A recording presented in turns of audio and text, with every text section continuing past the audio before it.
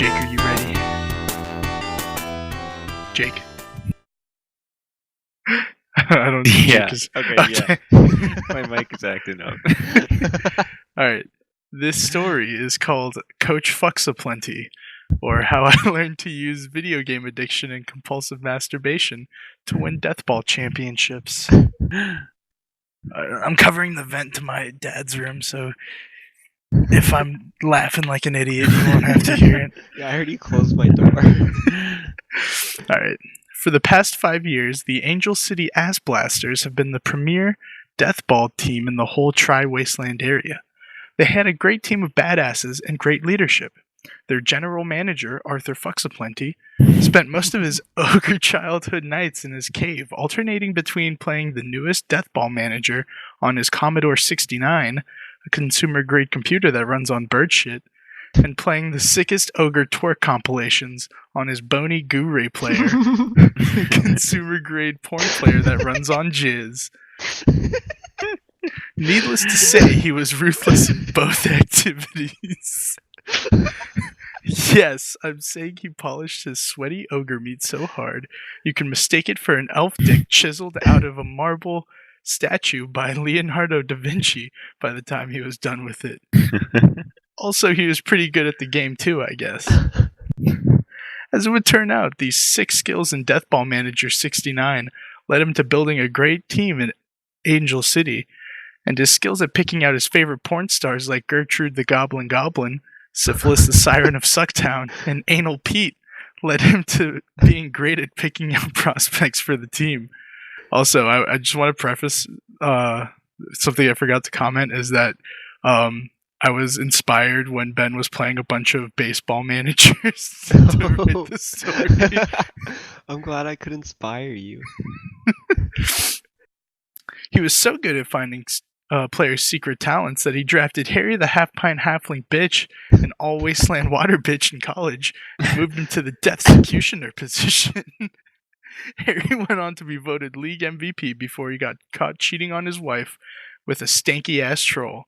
His wife killed herself and then Harry, which granted her the Beyond the Grave achievement, and in turn a pardon from President Tiggles the Necromancer.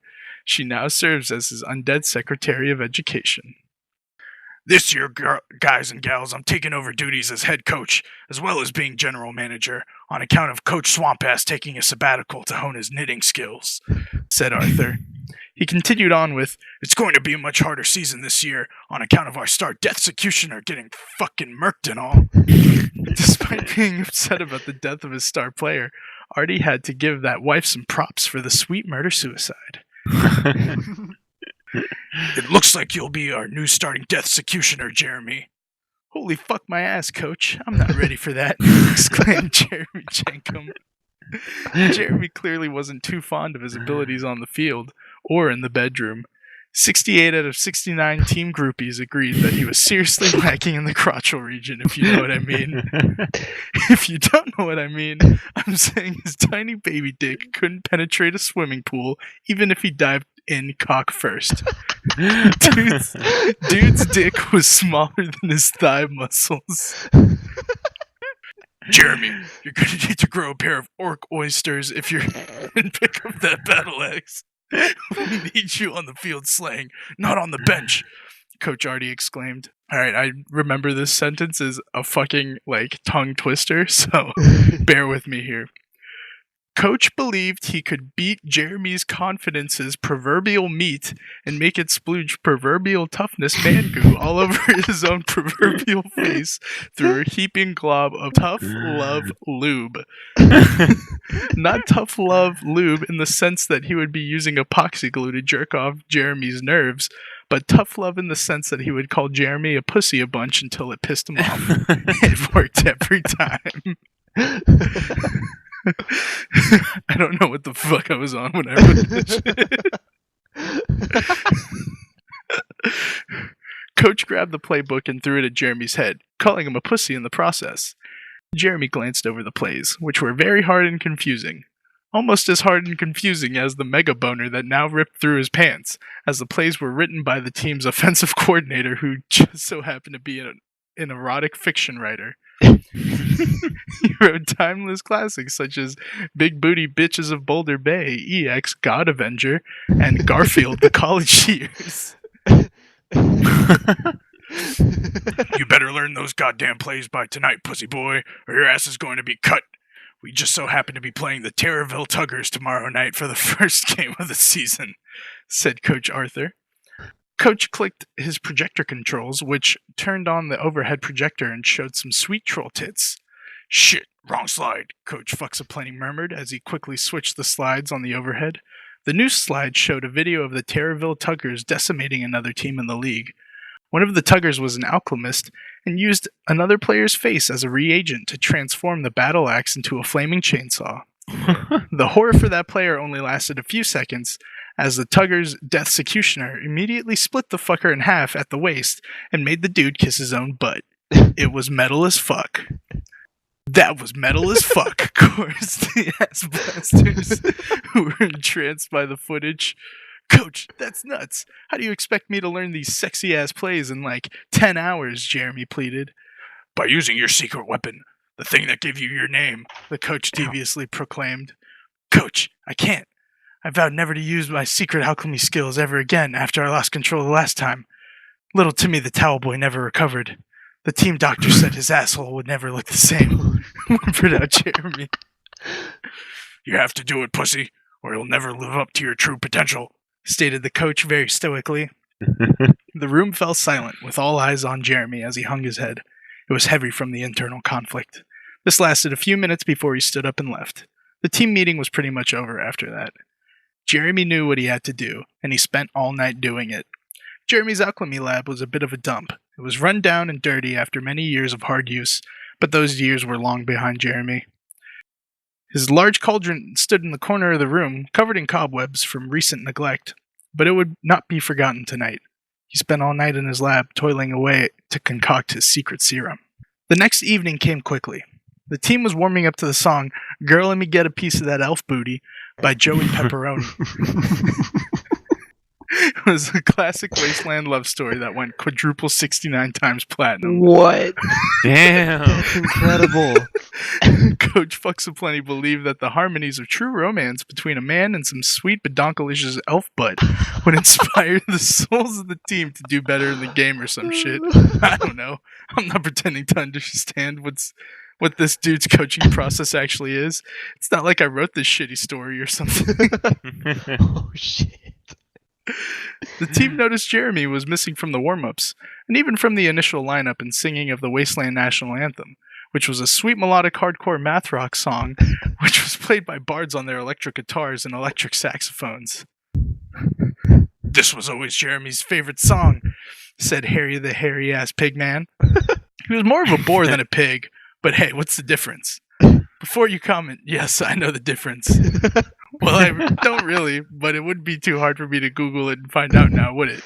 Oh, you took me on such a ride there.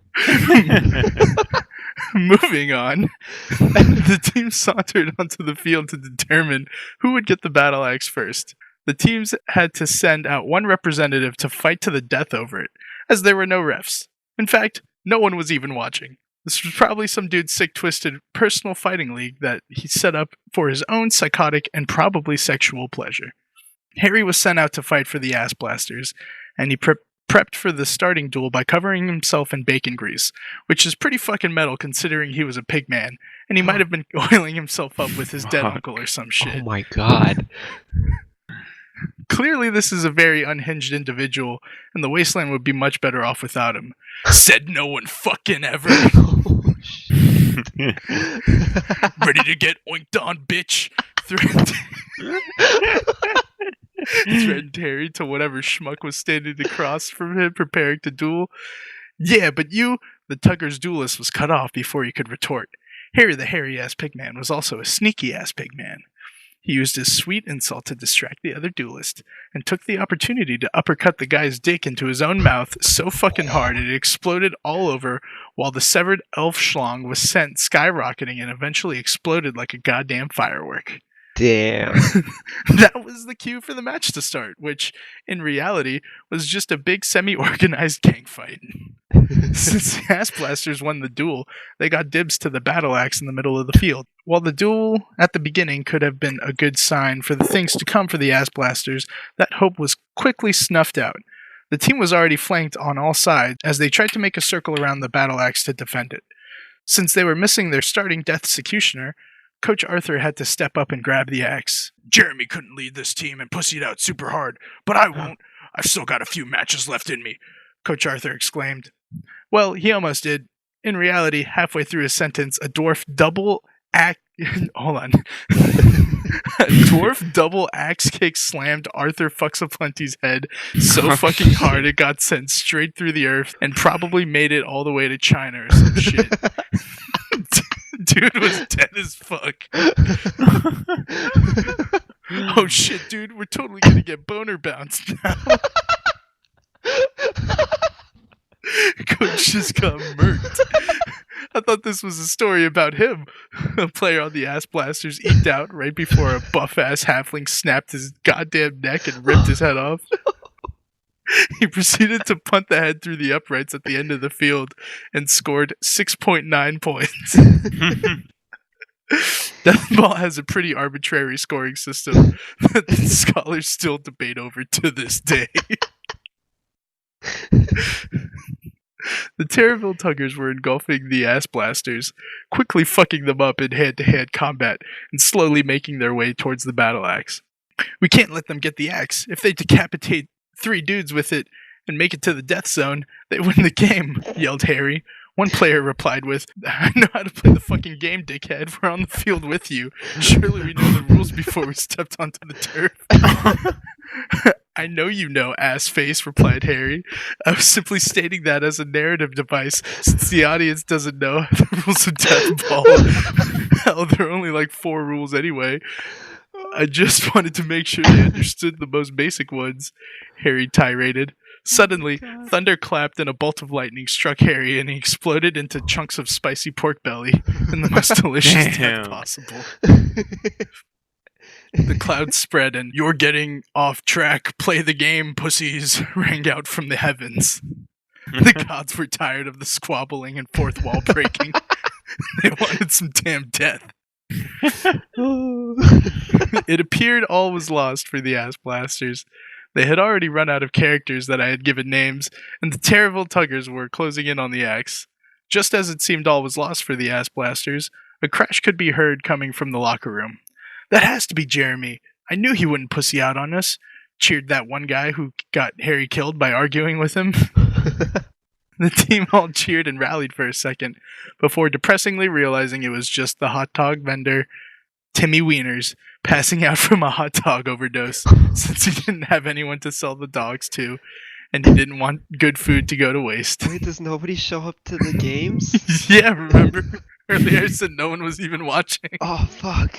The Ass Blasters who survived up to this point were quickly finished off, and the Terraville Tuggers won the match.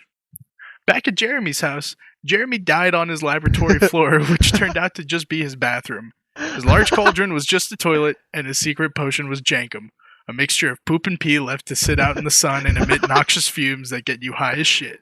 Literally. Oh. Jeremy got high on his own shit and OD'd. Damn. The moral of the story is, if you're going to get high, don't get high off your own excrement. In all honesty, Jeremy should have just used steroids or some shit. Whatever. Finn. I've been so subverted. I seriously thought he was just gonna come out. I thought that lightning bolt coming down was him, and he was just gonna fuck everything up. I didn't even think that he would just be dead. I'm a master of subversion, Ben. The anime exposition part was amazing. Hell yeah. Oh. Yo, that tongue twister moment too. That That was pretty hard to read, dude, honestly. yeah.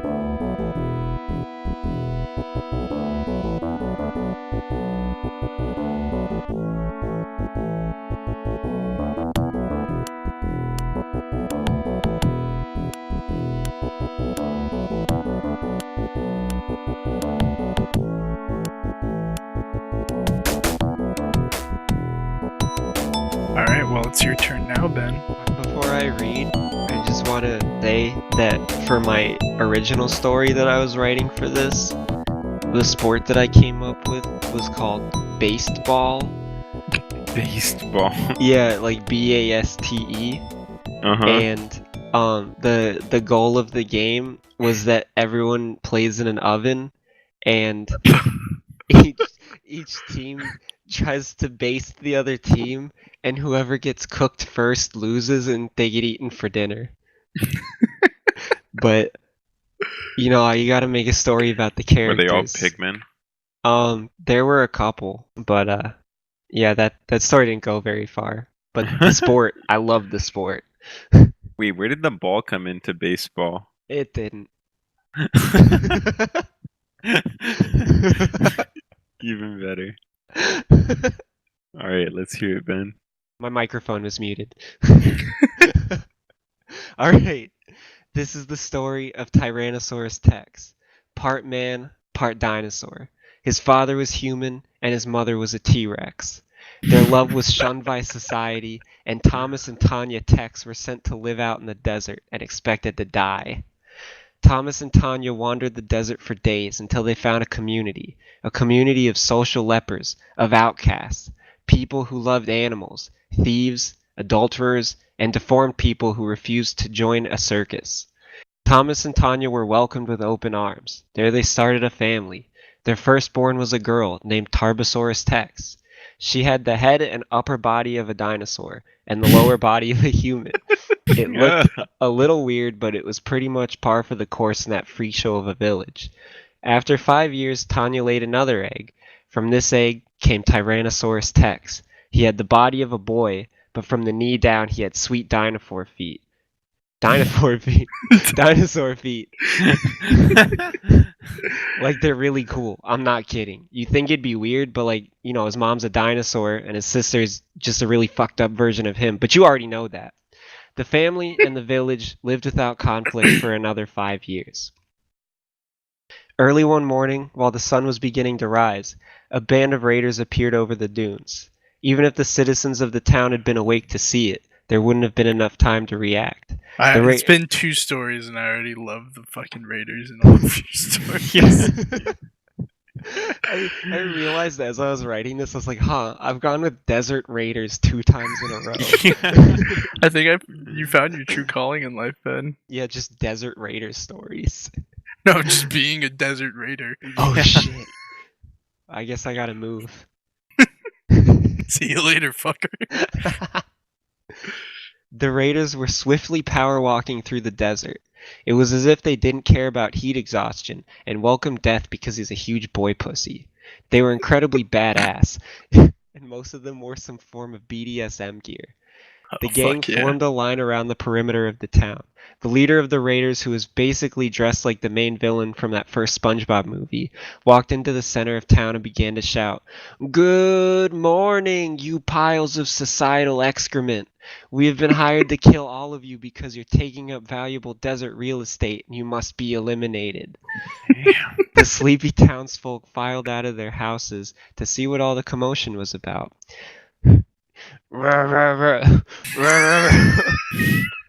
Tanya whispered to her children, which in dinosaur means, "Children, please stay inside and hide. It seems rather unsafe outside, and I don't want you to go out there and get hurt, so please stay safe."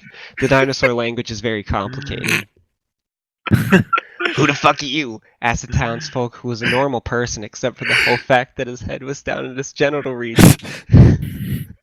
And his penis was in the place where his nose should be. His balls hung over his mouth like a testicle mustache.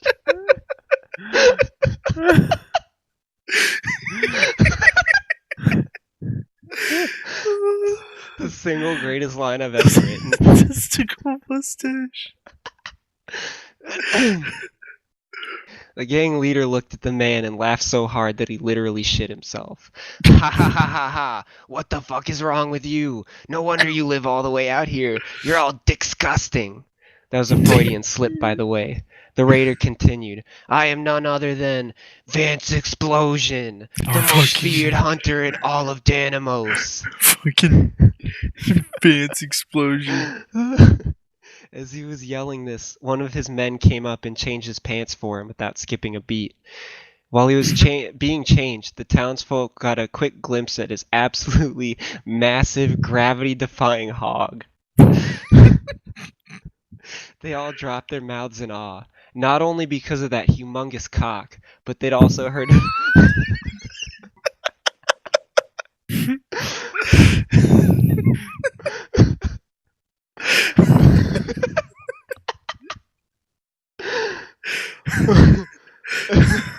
Okay. But they'd also heard of Vance's explosion before.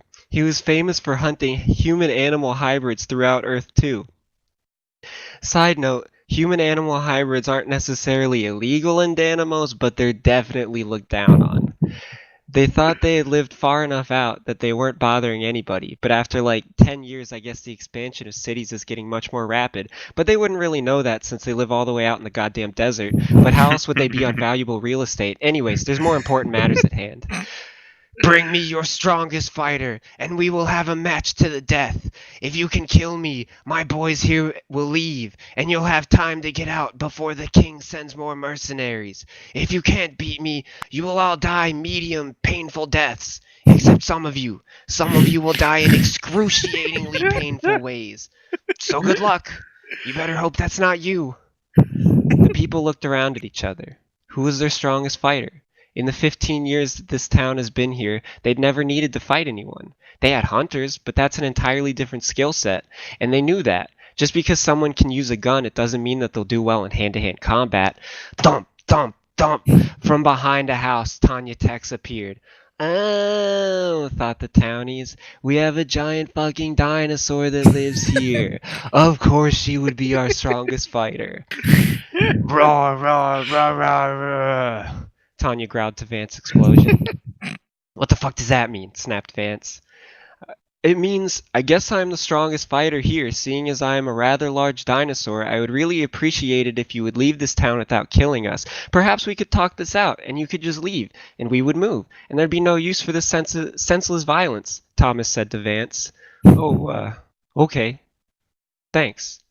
Anyways, there's no room for discussion. The king wants you all dead, and your boy here needs some new cock-stomping shoes. Suddenly, one of the townsfolk made a break for it. If only he could get past the gang of raiders, he could be free. He didn't have to die like the rest of these freaks, although he was a freak himself. He had arms for legs, and legs for legs, and also legs for arms, like a lot of appendages.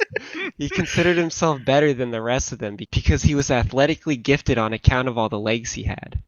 Before he could get between the guards, one of them chokeslammed him, sending him to the ground. The guard sat on the man's back and grabbed his head by the chin. It was a camel clutch. Before anybody could react, the guard pulled the man's head off of his body. The guard continued pulling, and the man's spine came out, still attached to his head. It was really fucking gross. But also, fuck, too. Yeah. but also an incredible display of muscular power. The guard then threw the head on the ground and smashed it with his boot, sending chunks flying all over the place. Vance's explosion turned to Tanya and smiled. I hope you're ready for this. You may be big, but your tiny arms won't do much good in. And Vance raised his arms to the sky and screamed to the heavens, The squared circle! Lightning came down from the sky and struck the earth. A wrestling ring grew out of the ground where the lightning struck. These are my WrestleMancers. They can make a ring appear anywhere I need it to, so I can fuck some pussies up whenever I want, Vance explained. Despite being scared, all the townsfolk silently thought to themselves that that was the coolest shit they'd ever seen in their lives, and that WrestleMancy might be the dopest school of magic, other than Oralmancy, the magic of making that dick disappear down your throat.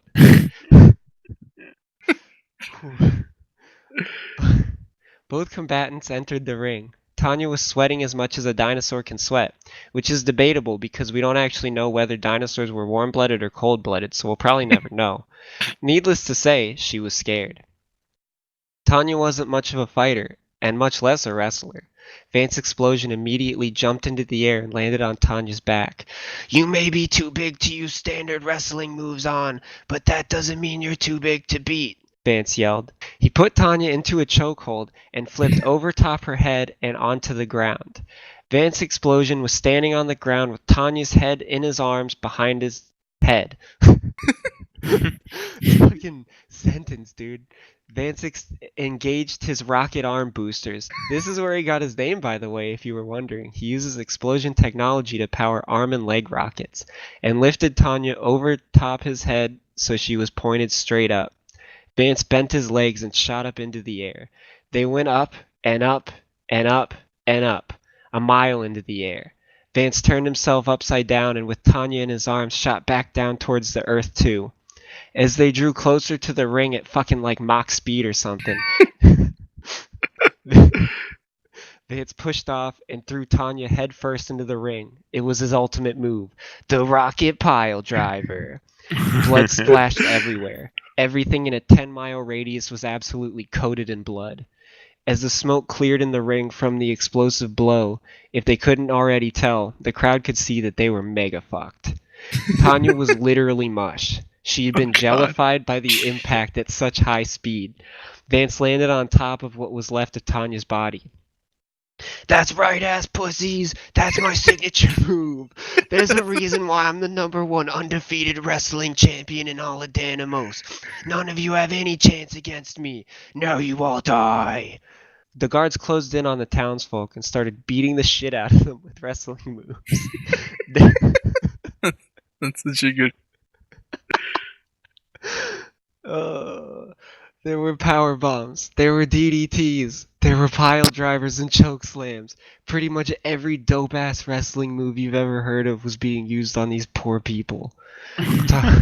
Tarbosaurus came running out of the tech's house after hearing her mother's last agonizing roars as she hit the ring and was brutally torn apart by the impact that left only dinosaur jelly in the ring. I guess it was more like jam since there were little pieces of dinosaur in it, but whatever. Screamed Tarby, which means, oh god, my mother has been liquefied by a mega sweet wrestling move and now my father is getting powerbombed into oblivion by a giant man in a leather gimp suit that covers everything except his nipples. While she was watching in horror at the only home she had ever known get destroyed, one of Vance's men came up behind her and put her into a sharpshooter hold.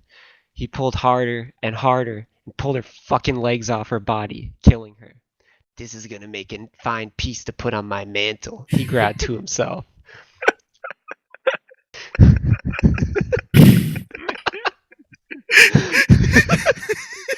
Desert He's not raiding. He's got a nice house with a mantle above a fireplace, man. It's like Conan Exiles. Yeah, exactly. You know, he might be a raider, but that doesn't mean he doesn't like interior decorating. You're right. It was prejudice of me to assume. While all this was going on outside of his house, Tyrannosaurus continued to hide beneath the floorboards. He had tried to stop Tarby from going outside, but she needed to try saving her parents. TT was too scared, though. What could he do? He would just go outside and get killed too, or sold into slavery. He wanted to respect his mother's wish that he stay alive. How could he let his sister just run out and die, though? He has to protect her too. What's he going to do in this world by himself? He ran out of his house yelling, ready to fight for his family's life. But when he got out there, everyone was gone. All that was left was a mountain of corpses, mangled and twisted, and completely smashed and destroyed. Tyrannosaurus found his sister's legs on the ground, but her body was gone. Where could it be? Did someone take it? He fell to his knees and began to sob. This was his fault. If only he were stronger, or bigger, or anything. He could have saved his sister at least. She didn't have to leave. She didn't have to die. Die! Die! A voice wheezed. TT looked around and saw his dad.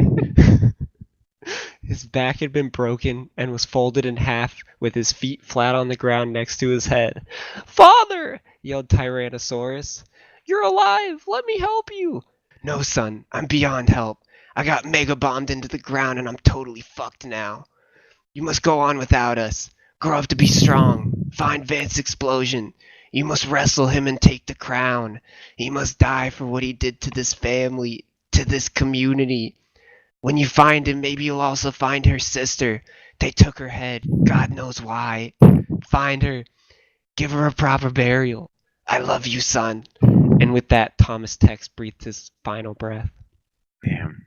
From that day, Tyrannosaurus Tex began going by only his family name, Tex, to let his family live on with him and let people know of the Tex name.